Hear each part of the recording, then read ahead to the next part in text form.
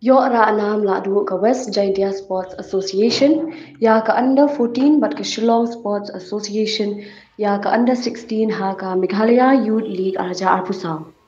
Haka junior kun final kablalong haka khatway tarik urisau arja arpusau, ya ka Under-14 ka West Jaiñtia Sports Association, kala pilim no ya ka Nongstein Sports Association da argola not katba ya ka Under-16 pat ka Shillong Sports Association kala pilim no ya ka Ribhoi Sports Association da argola iwe.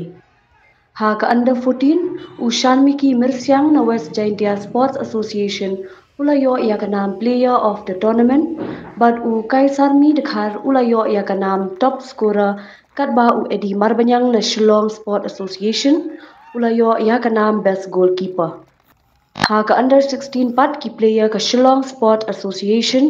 u Liming Star Maulong bat u yalap kermen kharkongor kilayo ya ka nam best goalkeeper bat u Menang Pendap ulayo ya ka nam player of the tournament katba u me u ba ai Sumer na Ribhoi Sport Association ulayo ya ka nam top scorer.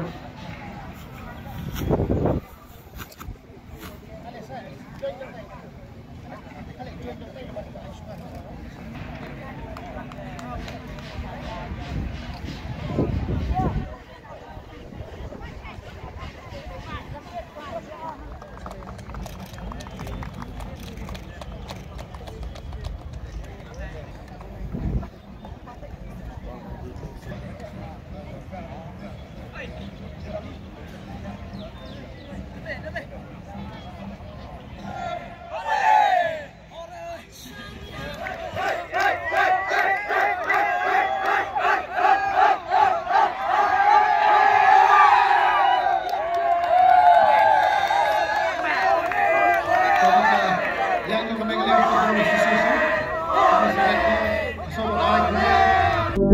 Association.